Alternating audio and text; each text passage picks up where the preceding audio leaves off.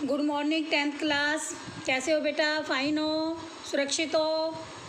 तो ऐसे ही रहें बेटा, ठीक है। तो आज आपका जो फर्स्ट टेस्ट का आपको पाठ्यक्रम आपको मिल गया होगा बेटे, जो जो आपके चैप्टर हैं, ठीक है। तो उसमें उसके फर्स्ट टेस्ट के पाठ्यक्रम में तंतारा वामीरो पाठ भी है ना। तो आज हम इसी पाठ के संपूर्ण प्रश्न समझेंगे बेटे, ठीक है। सारे 25 से 30 शब्दों में, फिर 50 से 60 में, फिर आशय स्पष्ट। तो ये सारा संपूर्ण चैप्टर आज करेंगे। तो आप बेटा ध्यान से इसकी रिवीजन को ध्यान से सुने और इसको याद करें साथ साथ, क्योंकि आपका फिर मंगलवार को टेस्ट ही है इसका, ठीक है। तो आइए, पहले तंतारा वामीरो कहाँ की कथा है बेटा? अंडमान निकोबार की कथा है ना। तो अंडमान निकोबार जो दो टुकड़े विभक्त हुए इसी कथा के कारण हुए थे। यह एक लोक कथा है और आज भी वहाँ पर टापू में गाई जाती है ये कथा। और इसको क्या कहते थे बेटा? एक समय में काला पानी कहा जाता था अंडमान निकोबार द्वीप समूह को, क्योंकि अंग्रेज़ों के समय में भारतीयों पर बहुत ही अत्याचार होते थे और जब उन्हें कठिन सज़ा दी जाती थी, कठोर सज़ा दी जाती थी, तो उन्हें अंडमान निकोबार यानी काला पानी भेजा जाता था। काला पानी का मतलब ये होता है कि वहाँ पर जो व्यक्ति है मृत्यु होकर ही आता है, वहाँ से जीवित नहीं लौटता, क्योंकि चारों तरफ समुद्र है, समुद्र के बीच में ये टापू है। और इसे आजकल आपको पता ही है, पहले भी मैंने बताया कि नेपाल जो है वो अपने अधिकार क्षेत्र में बता रहा है, जबकि ये भारत का ही हिस्सा है, ठीक है। तो आइए, सबसे पहले मौखिक प्रश्न है कि तंतारा वामीरो कहाँ की कथा है। ये आपको मैंने बता ही दिया कि अंडमान निकोबार द्वीप समूह की कथा है। सेकंड क्वेश्चन है, वामीरो अपना गाना क्यों भूल गई थी? वामीरो अपना गाना क्यों भूल गई थी बेटा? अचानक समुद्र से एक ऊंची लहर उठी युवती पर, और जिससे कि वह पूरी तरह से भीग गई थी, और यह देखकर वह हड़बड़ाहट में अपना गाना भूल गई थी। नेक्स्ट है, तंतारा ने वामीरो से क्या याचना की थी, क्या प्रार्थना की थी बेटा? तंतारा ने वामीरो से कि अगले दिन उसी स्थान पर उसे मिलने की याचना थी। इससे पूर्व उसने अधूरा गाना पूरा क्यों जो इस अधूरा गाना पूरा करो, ये भी उसने कहा, याचना की कि अधूरा गाना है जो वह पूरा करो, और अगले दिन भी उसे मिलने की प्रार्थना की। नेक्स्ट क्वेश्चन है, तंतारा और वामीरो के गांव की क्या रीति थी, क्या रिवाज थे बेटे? वहाँ के रिवाज थे कि लड़का लड़की का जो विवाह है एक गांव के ही लड़का लड़की के साथ होना आवश्यक था, दूसरे गांव का कोई रोल नहीं था। नेक्स्ट क्वेश्चन है, क्रोध में तंतारा ने क्या किया? क्रोध में बेटा तंतारा ने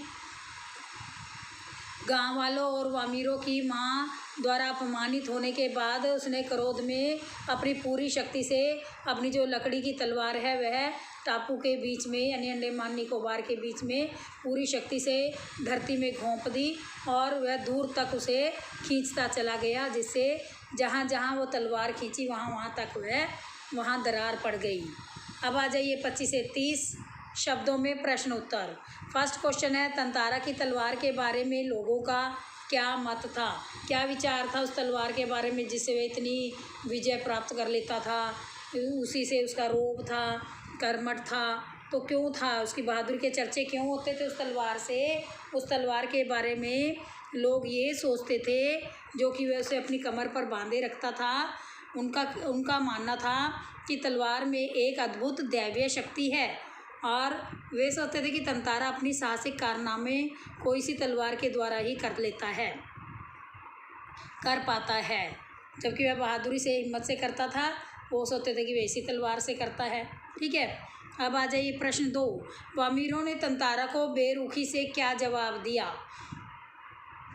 बेटा तंतारा वामीरो के गीत गाने और उसकी सुंदरता पर मोहित हो गया। तंतारा के गीत को पूरी तरह से आग्रह करने पर जो उसने कहा कि वामीरो से दोबारा गाने के लिए कहा, तो वामीरो ने बड़ी बेरुखी से जवाब दिया। उसने कहा कि पहले वह बताए कि वह कौन है और उसे क्यों इस तरह घूर घूर कर देख रहा है, और ऐसा असंगत प्रश्न उसे नहीं पूछना चाहिए, क्योंकि हमारे गांव की रीति नहीं है कि किसी दूसरे गांव के युवक के सामने उत्तर दे, उसका उत्तर दे या उसका उत्तर देने के लिए बाध्य नहीं है। ठीक है। प्रश्न 3 था तंतारा वामीरो एक दूसरे तंतारा वामीरों की त्यागमयी मृत्यु से निकोबार में क्या परिवर्तन आया, यानी उनकी मृत्यु हुई, बलिदान हुआ उनका एक दूसरे का, तो उनसे उनकी मृत्यु के बाद गांव में क्या परिवर्तन आया, क्या वहाँ की परिस्थिति चेंज हुई बेटा, क्या परिस्थितियाँ बदली। वहाँ पर बेटा पहले जैसे रीति के अनुसार उनका विवाह नहीं हो सकता था दूसरे गांव से, अब उन दोनों का एक ही गांव के होने आवश्यकता था, लेकिन अब जब तंतारा ने क्रोध में आकर अंडमान निकोबार के 2 हिस्से कर दिए, तंतारा की मृत्यु हो गई और वह प्रेम में पागल होकर मर गई, तो इन दोनों की त्याग में मृत्यु के बाद अब उस गांव में एक दूसरे गांव से रिश्ते होने लगे थे। क्वेश्चन 4 है निकोबार के लोग तंतारा को क्यों पसंद करते थे। तंतारा को क्यों पसंद करते थे बेटा, तंतारा को वो इसलिए पसंद करते थे क्योंकि तंतारा बहुत ही बहादुर था। ठीक है, तंतारा बहुत ही बहादुर था, उसके बहादुरी के किस्से दूर दूर तक थे। वह एक सुंदर और शक्तिशाली युवक था, वह नेक था, मददगार था, नेक कहते हैं दयालु को। ठीक है, और दूसरों की सहायता करता था, दूसरों की सहायता करना वह अपना परम कर्तव्य समझता था। प्रत्येक व्यक्ति की मुसीबत में उसके साथ के लिए वह तैयार रहता था, जो भी मुसीबत में तो था उसका साथ देने के लिए वह तैयार रहता था। उसकी इन्हीं विशेषताओं के कारण निकोबार के लोग तंतारा को पसंद करते थे। अब है 50 से 60 प्रश्नों में उत्तर। फर्स्ट है निकोबार द्वीप समूह के विभक्त होने में निकोबारियों का क्या विश्वास है। ये थोड़ा और विस्तार से बेटा कि निकोबारी इस द्वीप समूह के विभक्त होने का कारण एक प्रेम कथा को मानते हैं। आजकल भी वहाँ घर घर यही कहानी सुनाई जाती है, ये एक सत्य कथा है बेटा, लोक कथा है। यह कथा तंतारा वामीरो की है। तंतारा पासा गांव का रहने वाला था और जो वामीरो थी वह लपाती गांव की रहने वाली थी। तंतारा साहसी था, नेक था, मददगार था, दोनों को एक दूसरे से प्रेम हुआ, किंतु गांव की परंपरा के अनुसार उनका विवाह नहीं हो सकता था क्योंकि दोनों अलग अलग गांवों से थे। एक दिन तंतारा वामीरो को लोगों ने बहुत बुरा भला किया, वो बहुत बुरा भला बोला। वामीरो ज़ोर ज़ोर से रोने लगी, तंतारा इसे सहन नहीं कर सकी। इस प्रकार से तंतारा इसे सहन नहीं कर सका और उसने क्रोध में आकर अपनी तलवार को धरती में गाड़ दिया और पूरी शक्ति से अपनी ओर खींचता चला गया। उसने जहाँ जहाँ से तलवार से काटा वह सारा हिस्सा अलग होता गया। इस प्रकार निकोबार द्वीप समूह 2 भागों में विभक्त हो गया, 2 भागों में बंट गया। अब आ जाइए प्रश्न 2। प्रश्न 2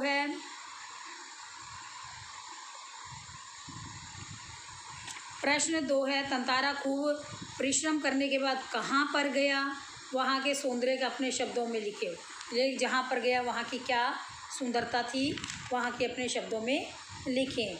अब तंतारा जो है खूब मेहनत करने के बाद बेटा समुद्र के किनारे टहलने के लिए गया। ठीक है, और वहाँ पर सूर्यास्त का समय था, सूर्यास्त होने वाला था, सूर्य डूबने वाला था। समुद्र में जो आने वाली ठंडी ठंडी हवा थी वह तंतारा को बहुत अच्छी लग रही थी और पक्षियों की मधुर चहचहाहट धीरे धीरे वहाँ सुनाई दे रही थी, क्योंकि पक्षी शाम को वापस आते हैं ना, तो सूर्यास्त होने पे तो सूर्य की अंतिम रंग बिरंगी जो किरणें थी वे पानी में गिरकर सुनहरी किरणें होती हैं बेटा। सूर्य अस्त होते हुए सूर्य की सुनहरी किरणें होती हैं और वो पानी में गिरकर पानी को भी बहुत ही सुंदर लग रही थी। पानी में डूबता हुआ सूर्य ऐसा लग रहा था मानो देखते ही देखते वह सारे क्षितिज के नीचे, आकाश के नीचे समा जाएगा। तो तंतारा ऐसे प्राकृतिक सुंदरता का आनंद ले रहा था, तो तभी उसे एक मधुर गीत गूंजता हुआ वहाँ पर सुनाई दिया। गीत की आवाज़ इतनी मधुर और मोहक थी, ऐसा लग रहा था कि वह गीत बढ़ता हुआ उसी की ओर आ रहा हो। इतना मधुर सुंदर गीत था। उस गीत के बीच बीच में लहरों का संगीत उसकी मधुरता को और भी बढ़ा रहा था। लहरें कौन सी? समुद्र की लहरें। ठीक है, नेक्स्ट क्वेश्चन है, वामीरों से मिलने के बाद तंतारा के जीवन में क्या परिवर्तन आया। बेटा वामीरों से मिलने के बाद तंतारा के जीवन में अद्भुत परिवर्तन आया। वह अपनी सुध बुध खो बैठा। वह हर समय उसी के ख्यालों में ही डूबा रहता था। उसका जो मन था बहुत ही व्यथित होने लगा, यानी दुखी होने लगा। मन में एक अजीब तरह की बेचैनी सी हो गई। वह हमेशा सबकी मदद के लिए तैयार रहने वाला था, लेकिन अब वह वामीरों के बारे में सोचता रहता। वह बार बार उसे मिलने की इच्छा करता। शक्तिशाली, शांत और गंभीर तंतारा अब चंचल सा हो गया था, तो उसे वामीरों के बिना एक पल भी पहाड़ की तरह प्रतीत होता था। इस प्रकार वामीरों से मिलने के बाद उसका जो जीवन था वह बिल्कुल ही बदल गया था, पूरी तरह से बदल गया था।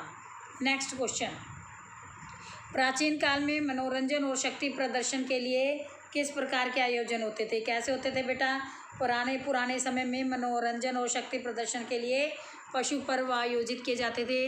जैसे बहुत सारे हमारे जो इतिहास में राजा महाराजा हुए हैं, उस समय ऐसे ही प्रतियोगिताएं होती थी। तो ऐसे ही वहाँ पर भी मनोरंजन और शक्ति प्रदर्शन के लिए पशु पर्व का आयोजन किया जाता था। उसमें हरिष्ट पुष्ट किसे कहते हैं, जो शक्तिशाली पशु होते हैं, मोटे ताजे होते हैं, उनके अतिरिक्त पशुओं से उन युवकों को भी दौड़ाया जाता था, इसलिए उनकी शक्ति परीक्षा प्रतियोगिता होती थी। तो सभी गांवों के लोग उसमें हिस्सा लेते थे। उसमें पासा गांव के लोगों को भी आमंत्रित किया गया था। तो इस आयोजन में नृत्य, संगीत और भोजन का भी प्रबंध किया जाता था। लास्ट क्वेश्चन है बेटा, रूढ़ियाँ जब बोझ बनने लगें तब उनका टूट जाना ही अच्छा है, क्यों। तो प्रत्येक समाज जो है वह अपने जीवन को अव्यवस्थित ढंग से चलाने के लिए कुछ रूढ़ियों और परंपराओं का पालन करता है। कई बार ये रूढ़ियाँ जो है हमारे जीवन में बंधन बन जाती है बेटा। ऐसी रूढ़ियाँ होती है जिनका कोई तुक नहीं होता, कोई मेल नहीं खाती हैं हमारे आधुनिक जीवन से। तो इस प्रकार से समय के साथ साथ इन रूढ़ियों और बंधनों में परिवर्तन होना परंपराओं में परिवर्तन होना बहुत ही आवश्यक है। पहले तो बहुत बुरी रूढ़ियाँ होती थी बेटे हमारे समाज में, वो बहुत जाति भेद भी बहुत ज़्यादा थी। तो आजकल तो नहीं है ये। तो इस प्रकार हमारे जो राजनेता हैं, जो हमारे महान विभूतियाँ रही हैं, महात्मा गांधी, राजा राम मोहन राय, चैतन्य महाप्रभु, स्वामी दयानंद सरस्वती, तो इन सभी ने इन रूढ़ियों को दूर करने की भरपूर कोशिश की। तो इसीलिए बेटा यदि परिवर्तन ना हो इन रूढ़ियों में समय के अनुसार, तो ये हमारे लिए बंधन पैदा कर देती हैं, बंधन बन जाती हैं, हमारे लिए मुसीबत बन जाती है। इनका निर्वाह करना बोझ के समान लगता है। तो नई पीढ़ी विकास चाहती है, विकास पाने के लिए, आगे उन्नति पाने के लिए जो ये रूढ़ियाँ हैं ये बाधा बनती हैं। स्वतंत्र विचारों वाली पीढ़ी है, वो इन्हें स्वीकार नहीं कर सकती आजकल की पीढ़ी। इसे यदि हम इसी तरह से रूढ़ियों से चिपके भी रहेंगे तो हमारा आने वाली पीढ़ियों का आगे विकास नहीं हो पाएगा। तो बोझ बनी इस रूढ़ियों का ना तो विकास हो सकता है, ना ही स्वच्छ रूप से जीवन यापन हो सकता है। इसलिए इन रूढ़ियों का टूट जाना ही आवश्यक है। आइए अब आशय स्पष्ट करो करते हैं। आशय स्पष्ट करो में बेटा पहला है कि जब कोई राह ना सूझी तो क्रोध का शमन करने के लिए उसमें शक्ति भर उसे धरती में घोंप दिया और ताकत से उसे खींचने लगा।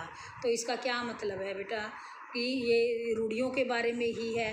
जैसे कि मैंने 50 से 60 शब्दों में बताया, वही वर्णन आप इसमें दे सकते हो कि इन पंक्तियों में रूढ़ियों का नहीं है ये, इसमें क्रोध का शमन करने के लिए उसने क्या किया था।